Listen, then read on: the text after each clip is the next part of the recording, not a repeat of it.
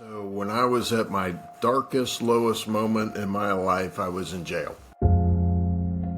I went to jail for vehicular manslaughter for the death of my good friend.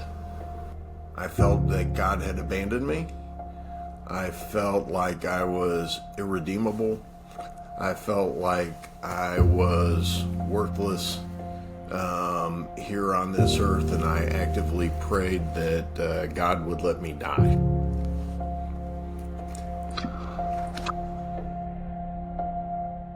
So what was the path out of that moment to where you are now? That I wanted to live. That I wasn't going to live in the purgatory of being physically alive, but mentally just decimated. That's not a good place to be, and I figure, that's probably worse than hell itself. My theory is, if that's what we want to do to die in peace, then isn't that what we should do to live in peace? I want to live in peace. And what led me through my most difficult situations was the fact that I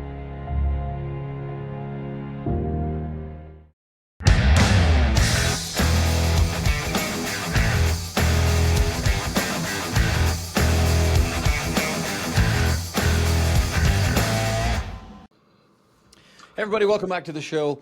And I am truly honored to introduce today's guest. He's someone who has turned life's most difficult challenges into a journey towards inner peace. And from the unimaginable loss of family and friends to navigating the depths of guilt and self-forgiveness, this remarkable individual has transformed pain into purpose. And with decades of service to the Cincinnati community and also worldwide, and a deep commitment to helping others, his story is one of resilience, redemption, and the relentless pursuit of peace. So please join me in welcoming the inspiring Jeff Higgins. Jeff, great to have you here. Wow, thanks for that awesome introduction, Jamie. I appreciate it. It's great to be here with you today. Well, it's awesome because it's all true, and I really appreciate what you're doing. And you've got quite the story. I want to ask you this question, though, right out of the gate. If you can think back to one of the darkest, lowest moments of your life, when is that? What's happening? What's going on? Yeah. So when I was at my darkest, lowest moment in my life, I was in jail. I felt that God had abandoned me. I felt like I was irredeemable. I felt like I was worthless here on this earth, and I actively prayed that God would let me die. That's pretty low. Yeah, and I'm looking. I had a Bible verse that I underlined from Job. When Job talks about, people say the patience of Job. And there is the patience of Job, but he also complained a lot, too, about his situation. And that's where I was. I was mad at God. And I said, it goes something like, why does God bother keeping bitter people alive? Those who want in the worst way to die and can't. That was my lowest moment. Now, when someone says that they've gone to jail, of course, a lot of people think, oh, well, why? They want to know why. Can I ask you that? Yeah. I went to jail for vehicular manslaughter for the death of my good friend. That's got to be tough to process that, especially sitting in a jail cell. Right? And you talk about, never having known the depths of self-loathing, guilt,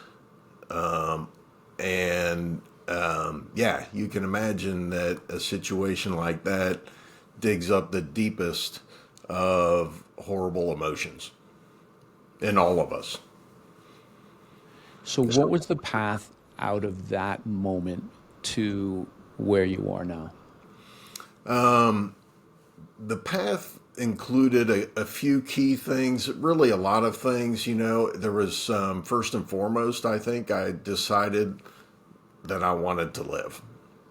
That I wasn't going to live in the purgatory of being physically alive, but mentally just decimated. that's not a good place to be. And I figure, that's probably worse than hell itself, in my opinion. And I decided I didn't want to live there. That if God was going to keep me alive, that I was going to have to live again. That I was going to have to start living again. So it's a decision. I think that a lot of people reach that decision at their lowest points. Are we going to be bitter from our experiences, or are we going to be better from them? And I've decided that, first and foremost, as you can imagine, Jamie, my path started with forgiveness. I knew instinctively from my faith, from my upbringing, from just my knowledge of human nature, from all my experiences in life, that forgiveness is a key to inner peace, to living a life that is unencumbered. And, forgiving myself, forgiving God, forgiving institute, all of that, that was an incredibly difficult mountain to climb, if you will. More difficult than any mountain I had ever climbed before, but I knew that was essential to my mental health and well-being, to Jeff being a productive father, grandfather, person who serves at missions in Guatemala. I knew that forgiveness was going to have to be at a starting point for me. And purpose, a lot of what I have done in my life and what led me through my most difficult situations was the fact that I felt I still had purpose in life. That probably kept me alive. And I, actively pursue my purpose every day because I feel that it's so important to myself, my mental health, my effectiveness as a human being. And so I nurture that constantly. Gratitude is another thing that got me out of that lowest point. And by the way, that was December the 10th. 2017, that date. That was my lowest point. I have it marked in my Bible. Gratitude, yeah. Why I serve. It teaches me gratitude. Remembering where I was, it gives me gratitude for, jail's no joke, right? You see a lot of difficult situations there, and I'm thankful for what I have. So gratitude's so important. When I wake up first thing in the morning and when I go to bed last thing at night, that's what I try to do. Is I try to go through what I need to forgive for the day and beyond, and I go through gratitudes. I think that's very important. Connection is key to us as human beings. We need it. It is vital to our physical and our mental well-being. So I nurture connection. These are a few of the main things I feel that, frankly, I think a lot of people need more of these days. That's what I talk about. That's what I tell people about. I want to go back to the first point, which was about forgiveness. Yeah. Who was more difficult to forgive? Someone in your life or yourself? God, honestly, was probably the most difficult. Did you say God? Yes, God. Mm-hmm. Yeah, I had tried to live a good life. I had tried to do I had taught Sunday school for 17 years, senior and high Sunday. I served in churches. I led men's groups, I served God as best I could. And, I have this, like we all do, right? We have this idea that, hey, there's this kind of karma thing that goes on out there. I've been good, God. I've been good for you. I've been trying to serve you. And now look where I am. Look where I am, God. I'm lower than dirt right now. And, I thought you were supposed to protect me. And I was mad at him. I was, and then myself. Yeah, absolutely. How do you forgive yourself? Chris, my friend that died in the car accident, was a very close friend of mine. He was also a Catholic priest. And there was a lot of bitterness in the community, finger pointing, that type of thing. But, we were so close, and that I was responsible for this great man's death was, I just tell you that because it kind of helps illustrate how difficult it was, the mountain that I had to climb. And just so it's clear to everyone listening, the reason you went to jail, you were driving the car, which then got in the accident, and your friend died in that. Yes, my apologies. Yes, I had a car accident.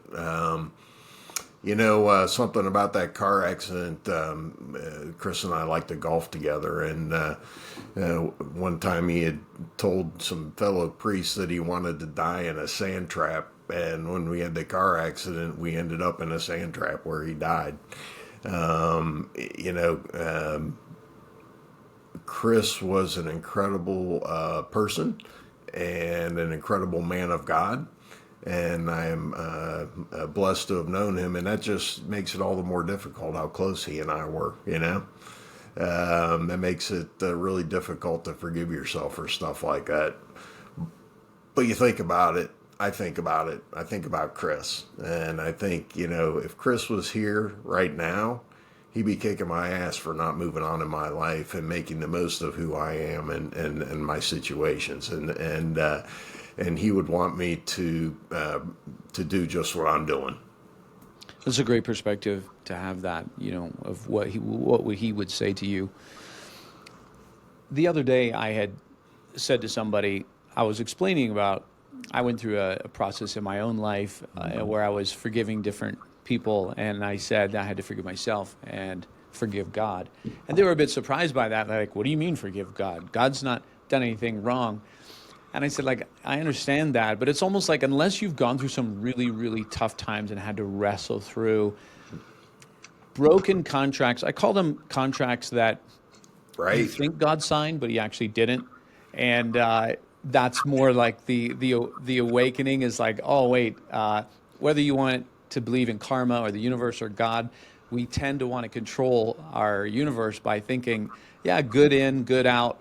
And then when that equation gets broken, it sort of shatters our world. And then we think, who's to blame for this, right? So anyways, I understand.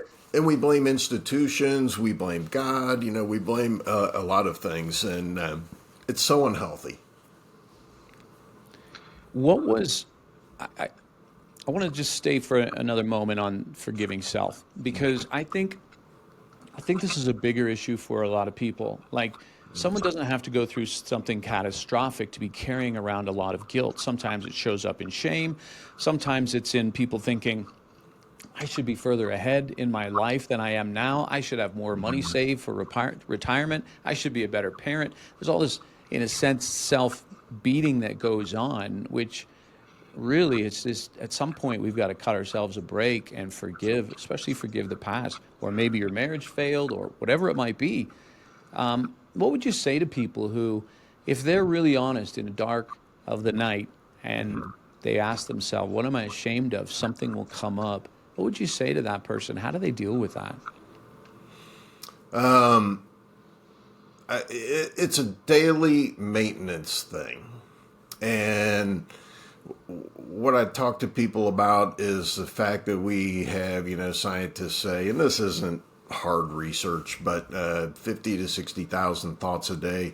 90% of them are about ourselves when we're not concentrating on our problems, and 80% of our thoughts are negative, which means about 2/3 of our daily thoughts are of negative stuff, right? And unforgiveness is one of those. And what I do is I practice daily replacing thoughts or forcing thoughts of forgiveness and gratitude with when I'm driving in the car, when I'm going to bed, whatever it is. And I know it sounds kind of Pollyannish and trite, but it is true. We're kind of built that way as human beings.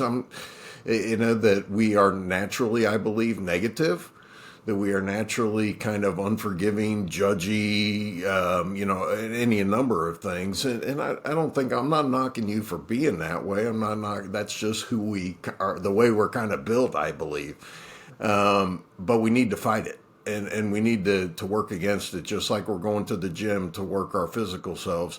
We don't spend enough time working our mental selves, and that's what I tell people, and that's I firmly believe is the first step that you have to take is taking control of your thoughts each and every day. Everything else, the forgiveness, that all follows. Being able to work out your brain on a regular basis. So forgiveness is an ongoing process that we have to come back to. Just because I forgave today and it comes up tomorrow doesn't mean I didn't forgive yesterday. I just need to do it again. Yeah, and just today, just yesterday, I have it all the time, and I can feel it because it comes across for me as being, short with situations. That guy that cut me off in traffic, I feel myself wanting to, say out louder to myself, oh, that's so, why didn't he drive better? Then I know that, I need to practice this. I need to work on this. That's the way it manifests itself. And my unforgiveness, I got a lot to forgive in my life. And it goes all the way back to childhood. Tragic, difficult situations, alcoholism, death, tragedy.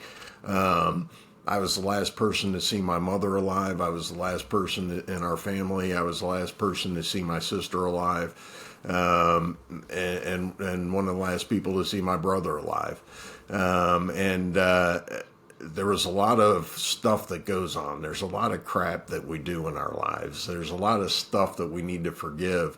And it comes across on the internet. You see it, the unforgiveness every day is just heartbreaking to me. What would you say to someone who has someone in their life right now that they just, if they're honest, they don't forgive them. They don't want to see them. They hold a grudge. But knowing that if they let that go, it's going to free up that energy in their life. It's going to improve their life, but they still hold on to it. What would be a good maybe reframe for them to think about that differently? Okay, so I got a story for you.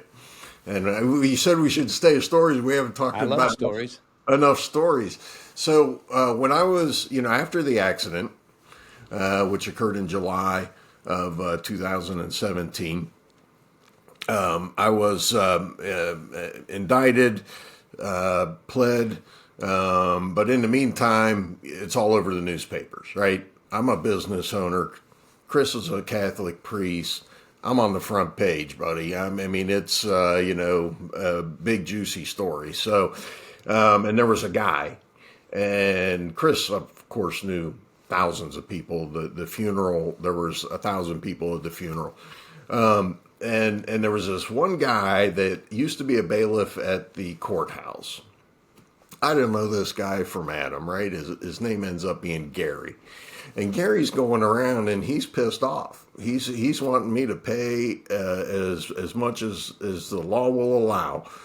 He's got a lot of bitterness towards me, and he's talking to the judge. He's talking to the newspapers, stirring up stories in the newspaper. His quote was the headline in one of them. And even talking, trying to stir up bitterness with Chris's family. In fact, things started to go south somewhat because of Gary, but, it being the story in the newspaper, judges get elected and all that. So I ended up getting sentenced to jail for vehicular homicide, which is usually not something that people go to jail for. I get 90 days. I go to jail, get out. A couple years later, I get a call from Gary. Right? I get a call and he leaves me a message on my voicemail. And his call was so pleading. And it was clearly about, he says, forgiveness, and I want to talk to you about this. And so it was so pleading that I ignored my attorney's advice because I was still on probation, right? I called Gary up, and I also got this letter from him. And I still have this letter today, and he asked me, people tried to keep him away from me because he was bad news. You can understand, right? But his voice was so pleading in that voicemail, and I still have that voicemail. And so I called him up. And Gary and I had this beautiful moment because I had already decided back in jail, right, that forgiveness was important, and Gary was up there. You talk about who was up there on the list, right? Gary was near the top, right after myself and God. So Gary was already on my forgiveness list, and I think I had really good forgiveness for him in my heart at that point, and I called him and I talked to him, and I said, Gary, it's good, it's and it was a beautiful moment, all right. But the most important thing is what I did not realize was Gary was dying. Gary was terminal, and a couple of months after our conversation, he had died. And the lesson here, I believe, that I try to tell people, what I believe the lesson is in this story, is that Gary, like a lot of people, this is not an unusual story where people know that they're going to die. They're live like they were dying. They're forgiving, and they're wanting forgiveness, because they want to die in peace. Well, my theory is if that's what we want to do to die in peace, then isn't that what we should do to live in peace? I want to live in peace, right? And that story just was a peaceful moment, and it's because I practice forgiveness every day. I believe in this stuff. I this is not just something I talk about. For those listening, I hope you caught that was so profound what Jeff just said. When you think about everybody wants to die in peace, well, then why not live in peace? And the same things that will make us die in peace are going to help us live in peace. And forgiveness is one of those. Absolutely. Yeah, 100%. I think it's so vitally important. And you don't hear that on a therapist's couch all the time. The vital importance of the forgiveness in our lives. And, I want to make sure that we understand, too, I'm not talking about staying engaged with toxic people, all right? I do not encourage that. In fact, I encourage people to get out of those situations. You need to surround yourself with people who are going to build you up and be good for you. So I am not suggesting that at all. In fact, there's many people that I forgave that I never went to them and said, I forgive you. Because a lot of the time it's like, they'll sit there and say, for what? They don't get it. They will never get it. But I know in my heart that I've gotten past that and I've forgiven them. And that is what I'm talking about here. It's more about what's in our hearts. Yeah, I find that for me, it's much easier if somebody comes and apologizes for me to forgive them than if I know they never will. And then that's really the hard. I think maybe that's the true work of forgiveness, right? That because we see things so much as in somebody owes me, they owe me an apology or they hurt me, and I have to wait that debt. There's a debt that has to be paid, but to forgive the debt without it even being acknowledged, I think that's the tough work. And to be clear, that was a hard act of forgiveness, and I know there's some really heavy things out there for people I'm asking you to forgive. But I am talking about radical forgiveness here. I'm talking about forgiving everything completely and totally as much as you can. But I know that there's some really, really difficult stuff out there and I'm saying that too. Our parents, ourselves, and everybody else who's ever wronged us in any way. I know what it's like to live in a violent household. I know what it's like, alcoholism and the destruction it causes. I've talked to a lot of women who have been through difficult situations, as you can imagine. Human trafficking. A good friend of mine interviewed me the other day for her podcast. She was human trafficked. She was given up by her father, and she could find it in her heart to forgive him. I believe that there is not much that we can't forgive when we concentrate it and work on it, and it's important for us to live our best lives. You're a father. You're also a grandfather. You're an entrepreneur. You have your own business with running seasoning, spices. I want to ask about how was that for you going through this last ordeal and being convicted, going to jail, and you've got your kids? Yeah, my daughters are all grown and have their families when we had this. In fact, I was expecting my third or fourth grandchild while I was in jail. Um, yeah, it's hard. Family's hard. Um, I will tell you that we tend to be less forgiving and graceful because there's a lot of things, I saw a quote the other day and I'm not sure how accurate it is, but it says, there are no relationship problems. There's only unresolved childhood issues.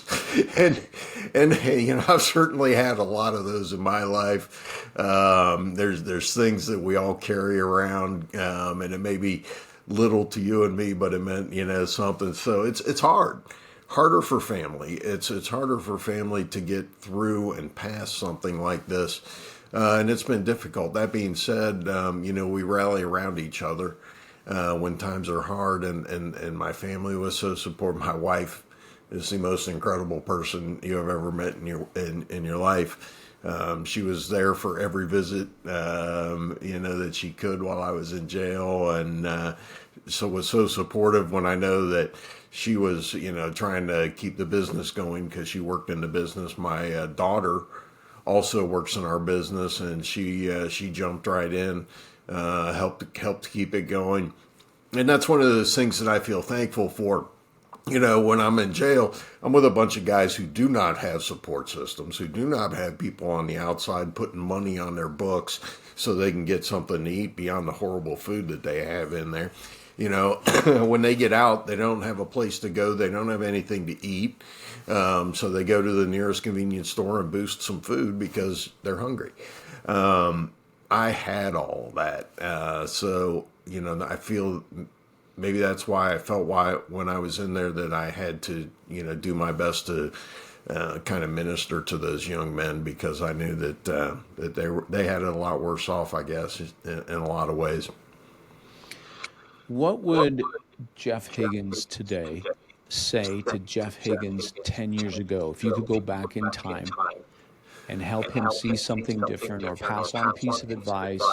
What would that be? I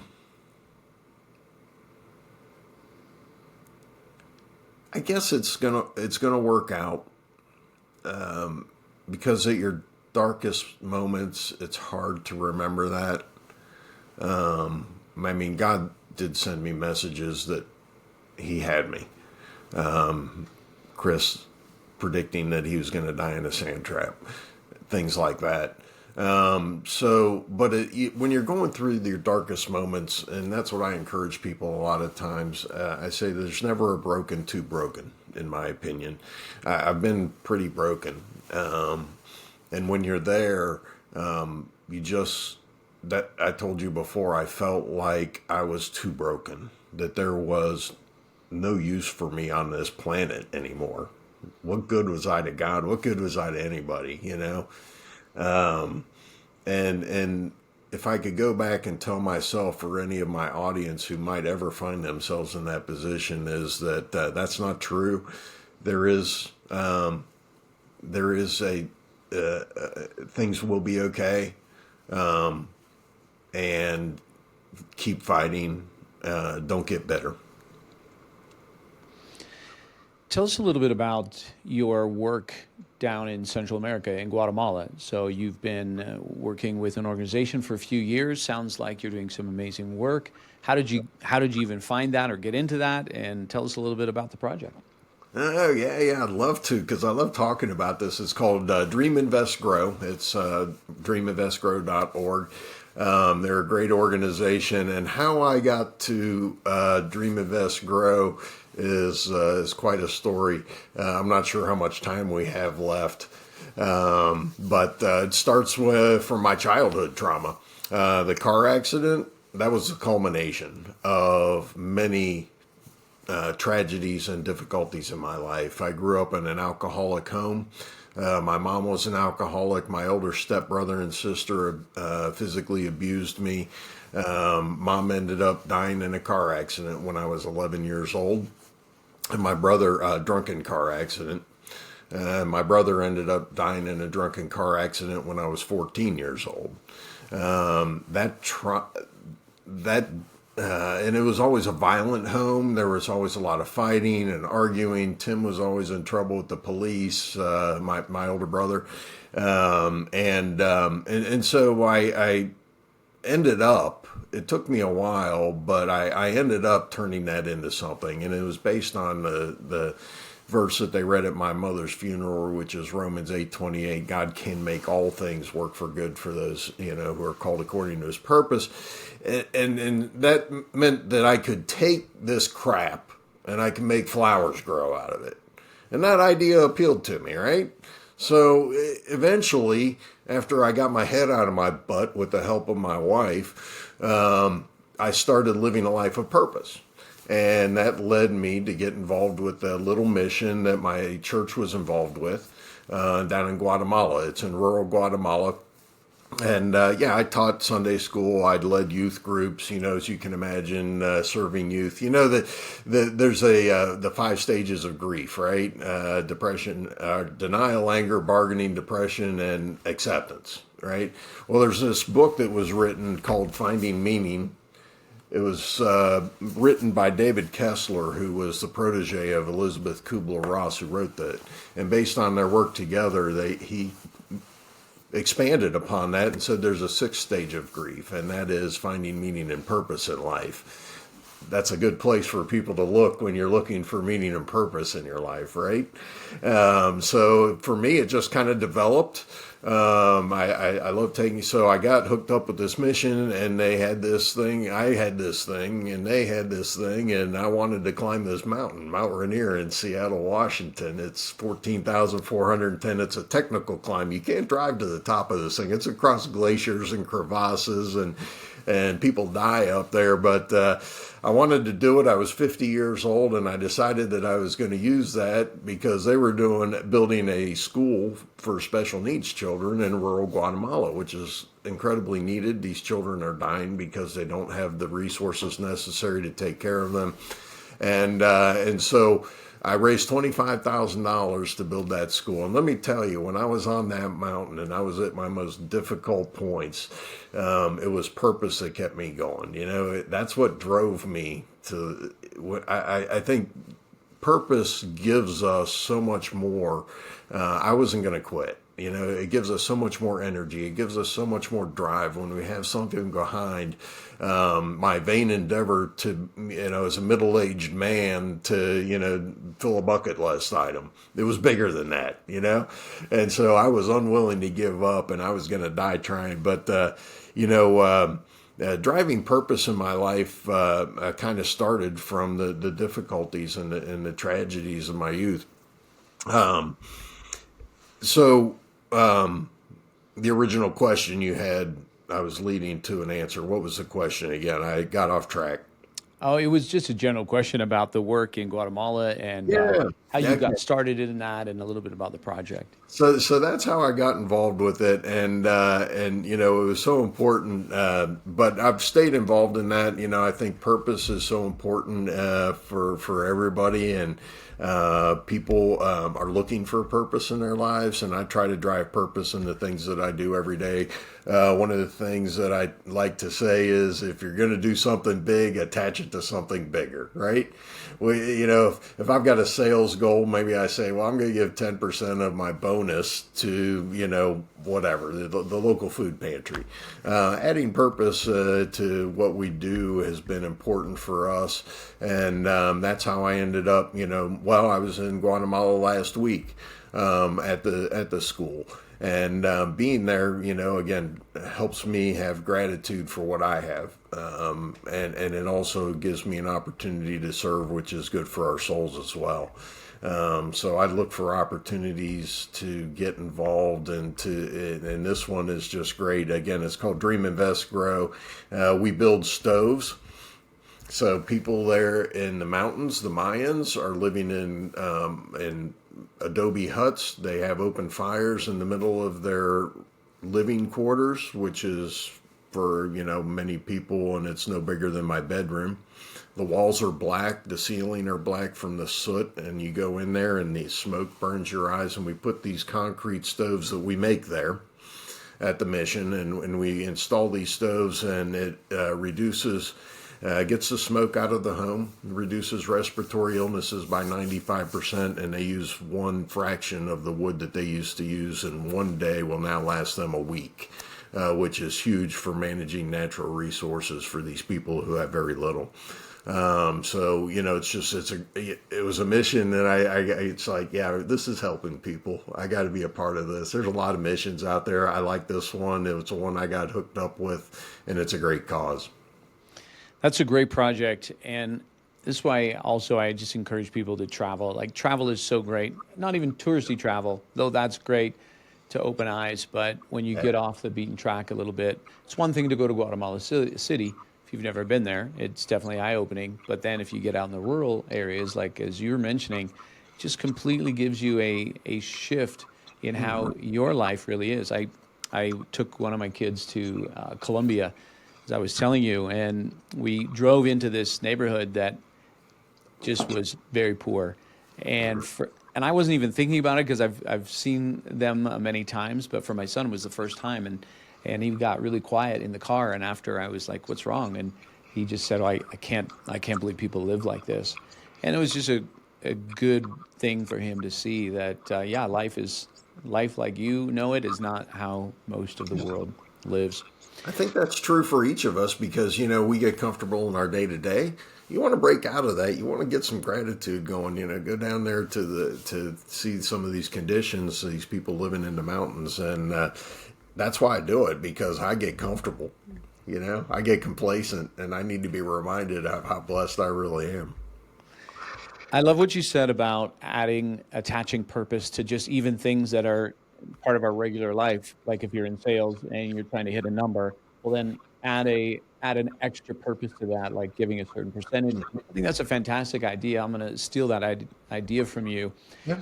And obviously, gratitude. That's something that I'm trying to work on more for the rest of this year. Is really to be focused on all the good things in my life, because when you're solving problems and trying to fix things or whatever it might be, and it's a certain lens that you put on where you're only seeing what's not working as well as it could, and missing the 99% of the things that are actually pretty amazing. It's natural human nature. Yeah. That's the way we're kind of made. We talk to leaders a lot in different companies, and I often say that disappointment is part of a leader's life. Like, you have to have a piece of disappointment in you, or you'll never ask the question, how can this be better, right? There's a Right. discontent with the status quo. But at the same time, you can't lose sight of all the good things that are going on in your company and the people that are doing amazing. And that always outnumbers the things that have to be fixed.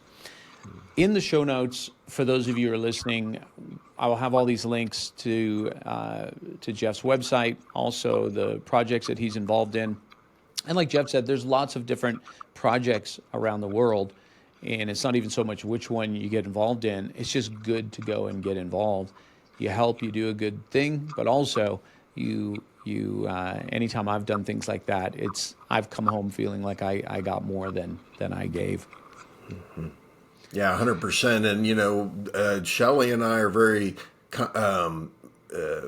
we plan our giving. We do local, we do national, we do international. So, we do local stuff too. I talk under the bridge downtown to the homeless who are getting fed on Tuesdays and Thursdays. So local stuff is you got to help, I think, first at home. We're all about that, and it's a great way to know what's going on in your community too, the need that's going on there. I want to go back to your mountain climb as we begin to close out here. That's the first picture I saw on your website with you on the summit, and of course that resonated with me. We're all about mountains around here, and yes, I think I said I got the same one. I do. That's a black diamond. I got the same ice axe. I know from my own experience, mountains are difficult. It's exciting. The idea is exciting. The planning's exciting. As you start heading up towards the summit, it's exciting. But at some point, it turns dark, at least for me. And it's usually as you get into the higher altitudes. And all the doubts and all the reasons why you shouldn't do this come into play. It's like an entire audience that begins to speak up to turn you back. And so what you're saying is that it was in that moment for you, what kept you going was just purpose. I'm doing this for a reason. It was that. I tell you, it was probably also, I felt like I was redeeming my past, right? I was redeeming all the crap in my life. I was, I had conquered it. To me, it was, I think, in my mind, it was also very symbolic of that. And that was driving me forward as well. And then subsequent to that, my sister died from alcoholism, and I had my car accident within a year after summiting Rainier. But at that moment, and I was still an alcoholic too. We haven't even gotten into all that. Yeah, I'm a multifaceted screw up. In that moment, I felt like, yeah, I had conquered, I had overcome, and in a lot of ways, I had. But absolutely, it was purpose. I had the letters in my backpack from everybody who was supporting me, the faces of those children in my mind. And I knew I couldn't let them down. And yeah, in those darkest moments when he said, when he's doing a check, his last check for Summit, the guys are watching you, and they turn several of us back. And he says, Jeff, how are you doing? Are you good to go the rest of the way? And back I said, I'm good to go, and I'm sitting there dying. But that's what purpose does for us. That's what, and I think the drive to overcome our difficulties does for us as well. I've always felt that there's something spiritual about mountains and climbing one, and Right. it taxes you. But as you go, there's just so many metaphors for life. If you've never climbed a mountain and you can, I encourage you to find one. It doesn't have to be a high altitude one, but that feeling when you get onto the top and you're able to see the world from a completely different perspective. And the reason you're seeing it from a different perspective is because of the trial you just went through to get there. And to me, it's such a metaphor about life. Yeah, yeah. There's so many metaphors, and I think you said this about climbing a mountain, and it really does reveal that was the hardest physical challenge by far that I had ever done in my life, and it really does reveal a lot about yourself. There's so many metaphors, and actually in our business, there is a wall dedicated to this, just my sayings about, what's climbing a mountain have to do with running a business? Well, the goal is not to reach a summit. The goal is to get back home safe to your family, better for the experience at the end of the day, right? You're tied together in 4-man groups because we're a team. If one of us gets in trouble, you want to be close to your teammates so that you can help get them out of trouble. There's so many metaphors, and yeah, I agree with you. It was a fantastic experience for a lot of reasons beyond just the physical pursuit. So if people want to get a hold of you, I know that your website is jeff-higgins.com. And you also, in addition to running your business and all the charitable work that you do, you also speak to audiences. And so if anyone's interested in talking to you about that, they can go to that website. All of that will be in the show notes. And definitely, what's your spice company name? Seasoning company? Savor Seasonings. We don't sell anything retail, but but if you go and you buy potato chips and they've got a seasoning on them, it might be ours. Fantastic. Got it. Well, listen, Jeff, thank you for your time today. And what I wanted to say about you, well, first, thanks for giving us this time and sharing your story. Secondly, I love the fact that you are being transparent with your life story. In today's world, we're always trying to put best foot forward. There's a reason for that, but we all have these dark moments. We have these things that plague us from time to time.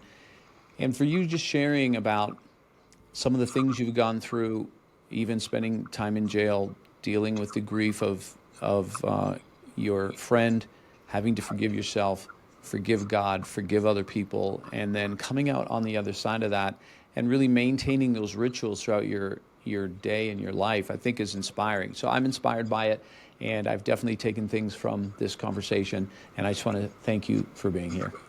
It's an honor to be able to do that. Thank you for your kind words. All right, Jeff, thanks.